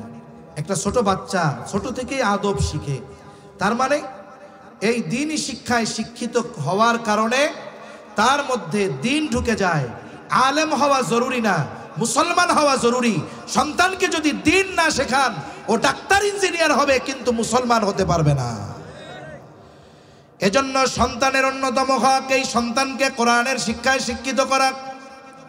লম্বা হয়ে যাচ্ছে কথা। এরপরে সন্তান যখন বড় হবে, বলে 7 বছর বয়স নামাজের জন্য আদেশ করবে, 10 বছর বয়স হইলে নামাজ না পড়লে প্রহার করবে। 7 বছর বয়সে আপনি যদি সন্তানকে নামাজের জন্য আদেশ করতে চান, তার মানে এর আগের থেকেই তাকে নামাজ শেখানোর দরকার আছে না নাই? একটু চিন্তা করেন, বাচ্চাটা যদি মাদ্রাসায় দিয়ে দেন, 7 বছর বয়সে নামাজের আদেশ করা লাগবে না, তাকিদ দেওয়া লাগবে না, ওই বাচ্চাটা তো 6 বছর বয়সে পাক্কা নামাজি হয়ে যাবে। বরং অনেক সময় ওই ধরনের ছোট বাচ্চাদের নামাজের হালত দেখে আমাদের লজ্জা লাগে। আরে এই ছোট বাচ্চা যেমনে নামাজ পড়তেছে, এইরকম যদি নামাজ পড়তে পারতাম আমারও ভালো লাগতো। মাঝে মাঝে অনেক মাদ্রাসার রাতের সিসি ক্যামেরার ভিডিও অনলাইনে ছাড়া হয়। রাত গভীর 3টা, 2:30, 2টা বাজে, ছোট নাবালক মাসুম বাচ্চা, বয়স 6 বছর 7 বছর বয়স হবে, ও প্রস্রাব করার জন্য উঠছে, আইসা আবার চলে আসছে, আবার কি মনে কইরা আবার ওযুখানার মধ্যে গেছে। শীতের রাত, ওই 7 বছরের বাচ্চা, 6 বছরের বাচ্চা সুন্দর মতো ঠান্ডা পানি দিয়ে ওযু করে 2-4 রাকাত তাহাজ্জুদ পড়ে আল্লাহর কাছে দোয়া করতেছে। চিন্তা করে দেখেন, আপনি আপনার 14-15 বছরের বাচ্চাটাকে পায়ে ধরে মসজিদে নিতে পারেন না, কিন্তু এই মাদ্রাসাগুলোর 7 বছরের বাচ্চা গভীর রজনীতে উঠে তাহাজ্জুদ পড়ে আল্লাহ তাআলার কাছে কান্নাকাটি করে, বলে এই সন্তান যখন বড় হবে ও অন্যায় করবে, অপরাধ করবে, এটা কখনোই হতে পারে না। যেইটা আপনি চেষ্টা করতেছেন ওইটা মাদ্রাসায় অলরেডি হয়ে গেছে। এই জন্য 7 বছর বয়সে নামাজের তাগিদ, 10 বছর বয়সে নামাজ না পড়লে প্রহার করা আর একটা কাজ করা, 10 বছর বয়স হলে বাচ্চার বিছানা আলাদা করে দেওয়া। অনেক ফ্যামিলিতে দেখা যায় 12-13 বছরের বাচ্চা এখনো মায়ের কাছে ঘুমায়, 12-13 বছরের মেয়ে এখনো বাবার কাছে ঘুমায়। মনে রাখবেন, ইসলাম যেটা বলে এটার মধ্যে যৌক্তিকতা আছে এবং এটার মধ্যে অবশ্যই কল্যাণ আছে। এই জন্য সন্তান যখন বড় হওয়া শুরু হবে, আস্তে আস্তে আগের থেকেই তার বিছানাটা আলাদা করে দেওয়ার চেষ্টা করতে হবে। আর একটা আমাদের সমাজে আর একটা সমস্যা আছে, অনেক সময় অনেক ছোট বাচ্চাকে মসজিদে যদি আনা হয়, মসজিদ কমিটি রাগ হয়ে যায়, গরম হয়ে যায়, ধমক দেয়, আছে না নাই? আরব সহ ইউরোপের দেশগুলোতে মসজিদের মধ্যে বাচ্চাদের জন্য আলাদা কর্নার থাকে, বলে ওই জায়গায় গিয়ে ওরা 2 রাকাত নামাজ পড়ে আবার দৌড় দিয়ে আইসা খেলাধুলা করে, করুক না। নাবালক মাসুম বাচ্চা, ওই বাচ্চাটা যদি মসজিদকে নিরাপদ জায়গা মনে না করতে পারে, এটা তো ভালো না। আবার একেবারে গেদাটা নিয়ে আসলে হবে না, কমপক্ষে যেটা তার ওজরের কথা বলতে পারে, কথা বললে শুনে, এই ধরনের ছোট বাচ্চা আপনি মসজিদে আনেন। আপনি আস্তে আস্তে বুঝান, আরে ছোট বাচ্চা একটু মসজিদে দৌড়াদৌড়ি করতে পারে, স্বাভাবিক বিষয়। দেখা গেল একটু আওয়াজ করলো, সালাম ফেরানোর পরে সভাপতি কেশিয়ার একেবারে ঘুইরা এমনভাবে চোখ দুইটারে বড় করে তাকায়, মনে হয় যেন বাচ্চা আর বাচ্চার বাপ রে খাইয়াই ফেলবে। এই কে নিয়ে আসছে রে বাচ্চা? শান্তি নাই মসজিদে, খুশু নষ্ট হয়। আমি যদি ওনারে বলি, বাংলাদেশে যদি জেহাদ লাগে, জেহাদ শুরু হয়, যুদ্ধ লাইগা যায়, একটা দেশ যা শুরু করছে, লাইগাও তো যেতে পারে, ঠিক কিনা বলেন? যদি লাইগাই যায়, জেহাদের ময়দানে কি নামাজ মাপ নাকি? আগে তো যুদ্ধ ডাল তলোয়ার দিয়া হইতো, এখন তো আর তা দিয়া হবে না। এখন বোম একটা ফালাইছে, আপনি নামাজের মধ্যে আছেন, আপনার খুশু যদি এতই দুর্বল হয়, বাচ্চার আওয়াজে খুশু নষ্ট হইলে বোমা ফালাইলে কি হবে? তো ওজো ছুইটা যাইব গা। এখন দেখেন, বাচ্চা আসছে, চিৎকার করছে, আপনি বাচ্চাটারে ডাক দেন। আপনার যদি বয়সে নাতির মতো হয়, বলেন যে দাদু, মসজিদ আল্লাহর ঘর, এখানে জোরে কথা কয় না, ঠিক আছে? দেখবেন ও বলবে ঠিক আছে ঠিক আছে, ঠিক কিনা বলেন? বাচ্চাদেরকে এইভাবে শেখাতে হয়, জোর করে শেখানো যাবে না। আপনারা বাচ্চারা মসজিদে আসে না, ছোট বাচ্চা, মসজিদ কমিটি অধিকাংশ জায়গায় চিন্তা করে মসজিদের অবকাঠামোগত উন্নয়ন করার চিন্তা বেশি। তাদের চিন্তা হলো এসি ওই মসজিদে 5টা, আমাদের লাগাইতে হবে 6টা, ওই জায়গায় 10 টন, দুর্বেটা আমরা লাগাবো 15 টন। কিন্তু মসজিদ কমিটির মূল কাজ ছিল যে মসজিদে মুসল্লি কেমনে বাড়ানো যায়, আমার ইমাম যিনি আছেন তার জানি পারিপার্শ্বিক কোনো চিন্তা না থাকে, এই জন্য তাকে একটা যথাযথ যতটুকু প্রয়োজন ততটুকু পরিমাণ স্যালারি বা সম্মানী দেওয়া। কিন্তু আমাদের দেশে এই কাজগুলোর ব্যাপারে মসজিদ কমিটি খুব কার্পণ্যতা করে, গর্বের সাথে বলে এত লাখ দিয়া কোটি দিয়া মার্বেল লাগাইছি। মসজিদের ইমাম সাহেবের ওজিফা কত? কয় 12,000। আবার ওই যে ছোট বাচ্চারাই তো বলছে যে হ্যাঁ হুজুর, আপনাকে টাকায় বরকত আছে। কথা সত্য, মতলব খারাপ। কথা সত্য, মতলবটা খারাপ। আপনি তো গর্ব করবেন যে ওই মসজিদে 15 টন, আমরা লাগাইছি 20 টন। আপনি যা বলবেন, এই মিয়া তোমার মসজিদের ইমামরে ওজিফা দেও কত? ও যদি কয় 30,000, আপনি আজকে এসে কবেন দূর বেড়া, আমার মসজিদের ইমামরে দিব 40,000। হওয়ার দরকার ছিল এটা, এটা হয় না। জিজ্ঞাসা করবেন, ভাই তোমার মসজিদে ফজরের নামাজে কয় কাতার হয়? ওর মসজিদে 6 কাতার হয়, আপনার মসজিদে 4 কাতার হবে না। আমার মুসল্লি কমপক্ষে 10 কাতার বানাতে হবে।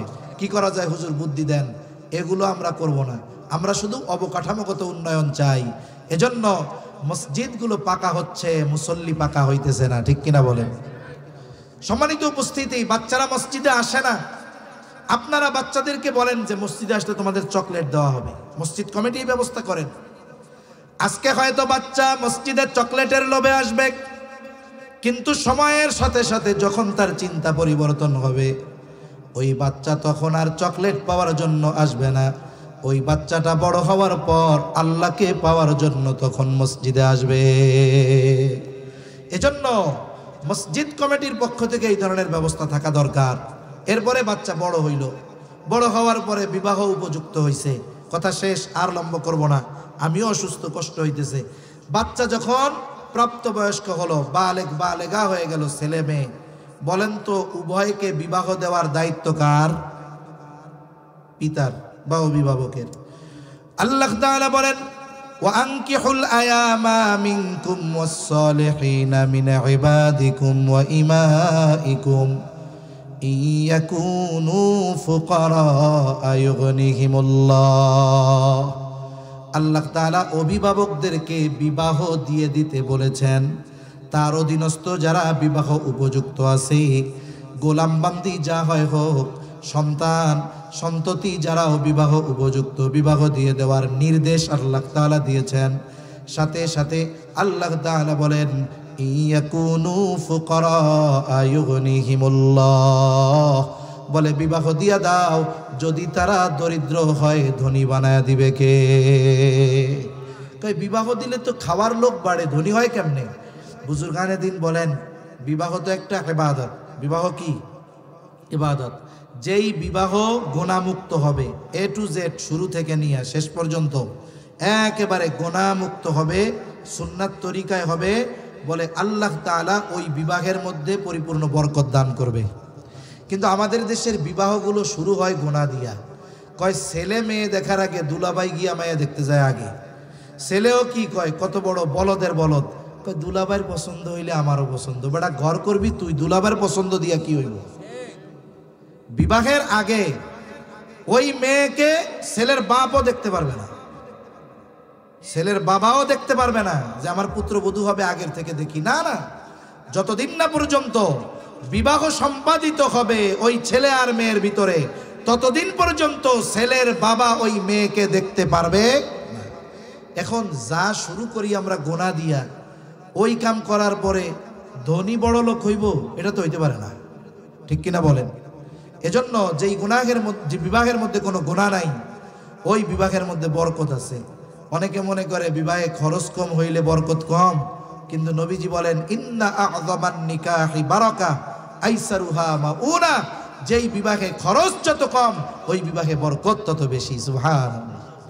এখন ছেলে হোক আর মেয়ে হোক, বিবাহ দেওয়ার দায়িত্ব অভিভাবকের, ঠিক কিনা বলেন? কিন্তু বাস্তবতা কি?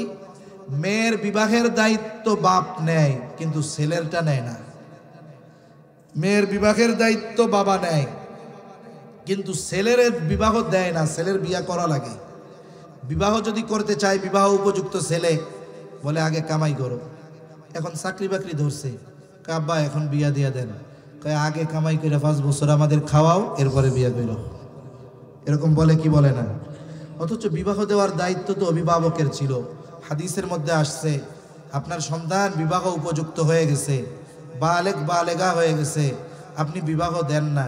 এই যে যৌবনের তাড়নায় সে যদি কোনো গুনাহ করে, বলে সে গুনাহ করলো যা, ওই গুনার পরিপূর্ণ, ছেলে তো গুনাহ করছে, আর বাপ গুনাহ না করেও ওই গুনার সমপরিমাণ, ওই অন্যায়ের সমপরিমাণ পাপ তার আমলনামায় যোগ হয়ে যাবে।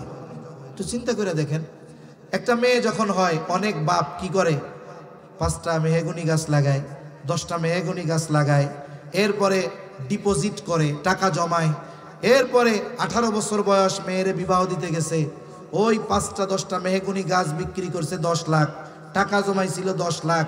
এবার মেয়েরে বলে, আম্মু তুমি যখন দুনিয়ায় আসছো, তোমার জন্য আমি এই 10টা মেহগনি গাছ লাগাইছিলাম, এই টাকা জমাইছিলাম তোমার বিবাহ দেওয়ার নিয়তে, এই 20 লাখ টাকা নাও, এটা তোমার জন্য সব। কেন? মেয়েরে বিবাহ দেওয়ার দায়িত্ব, পোলারে বিবাহ দেওয়ার দায়িত্ব না? তাইলে পোলা যখন হইছে তখন 10টা মেহগনি গাছ লাগাইতেন, পোলার নামে বিয়া দেওয়ার জন্য 500 করে জমাইতেন। যখন বিবাহের বয়স হইছে 20 লাখ টাকা হাতে দিয়া কইতেন, আব্বু বিবাহ তোমার উপযুক্ত হয়ে গেছো, তোমাকে বিবাহ দেওয়ার দায়িত্ব আমার, কারণ তুমি বিবাহ উপযুক্ত যদি বিবাহ না দেই, তুমি যদি কোনো পাপ করো, তুমি তো পাপ কইরা মজা নিয়া পাপী হইলা, আর আমি অটোমেটিক পাপী হয়ে যাব, এটার দরকার নাই। এই যে 20 লাখ, 5 লাখ খরচ করে বিয়া করো, আর 15 লাখ দিয়ে ব্যবসা শুরু করো, তাইলে তো আর কোনো ঝামেলা থাকে না, ঠিক কিনা বলেন? এজন্য মনে রাখবেন, সন্তান সন্ততি প্রাপ্তবয়স্ক হওয়ার পরে পিতা মাতা অভিভাবক যিনি আছেন বিবাহ দিয়ে দেওয়ার দায়িত্ব তার। মেয়েকে মালদার না দিনদার একটা ছেলে দেখে বিবাহ দিতে হবে। কারণ হাদিসের মধ্যে আসছে যে কোনো দিনদার ছেলের প্রস্তাব আসলো, তোমরা সেটাকে ডিনাই করলা, ফিরিয়ে দিলা, এভাবে যদি করো তাহলে বিশৃঙ্খলা সমাজের মধ্যে ছড়ায় পড়বে। এজন্য মেয়ে বিবাহ দেওয়ার ক্ষেত্রে ছেলের দিনদারিত্বকে প্রায়োরিটি দিতে হবে, আবার ছেলে বিবাহ দেওয়ার ক্ষেত্রে মেয়ের দিনদারিত্বকে প্রায়োরিটি দিতে হবে। এখন সম্মানিত উপস্থিতি, সংক্ষিপ্তসারে কয়েকটা কথা আপনাদের সাথে বললাম। আমরা যদি আমাদের সন্তানদের ব্যাপারে এই ধরনের কেয়ার নিতে পারি, এই কাজগুলো করতে পারি, আমার দিল বলে এই সন্তানটা যদি অনেক টাকার মালিকও না হয়, এ সন্তানটা যদি রিক্সাওয়ালা হয়, এ সন্তানটা যদি অটোওয়ালা হয়, আপনি তাকে দিন শিখিয়েছেন, এই কারণে ওর কষ্ট হবে, কিন্তু ও মা বাবাকে বৃদ্ধাশ্রমে পাঠাবে না। ঠিক কিনা বলেন? ও মা বাবাকে বোঝা মনে করবে না, মা বাবাকে নেয়ামত মনে করবে। আর এই দিন শেখানোর কারণে ওই ধরনের মানুষগুলার মতো হুজুরের কাছে এসেও আপনার বলা লাগবে না, হুজুর পিতামাতার হকের ব্যাপারে একটু আলোচনা করেন। কারণ আপনি যেহেতু আপনার সন্তানের জীবনের প্রারম্ভে এই ইনভেস্টগুলো করেছেন, আল্লাহ তাআলা এই সন্তানের মাধ্যমে বার্ধক্যকালে আপনি ওর কাছে যা পাওনা ছিলেন জোর করা লাগবে না, এমনিতেই ও আপনার হকগুলো আদায় করবে। ঠিক কিনা বলেন? এজন্য সন্তানদেরকে দিন শেখানো দরকার। সাথে সাথে এই দিন শেখার যেই ফ্যাক্টরি মাদ্রাসাগুলো, এগুলোর ব্যাপারেও আমাদের খেয়াল রাখার দরকার আছে না নাই?